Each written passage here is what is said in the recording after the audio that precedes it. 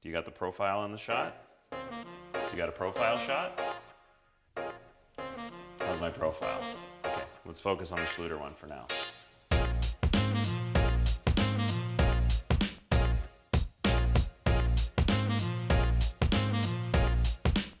Any good tile job isn't complete without the proper profile. And edge profiles have been around for a long time, but they really used to only exist to protect the edge of a field tile job.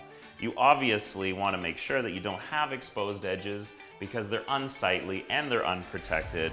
But now, edge profiles have gone so much further. They're not only there to protect, they look fantastic, they're part of the design. You want to find a color that either matches extremely well to give you a nice clean finish, or you might want to pick something that's going to help your tile job pop and be part of all the design fixtures in the space. No matter which one you pick in terms of design, you want to make sure you have the correct profile. Picking the one that has the appropriate depth so the surface of your tile and your profile are flush and you have a nice clean grout line. But there's so many different choices. You can do something that's rounded, a little bit more like a bull nose. You can do something that has a stone finish so it blends in extremely well.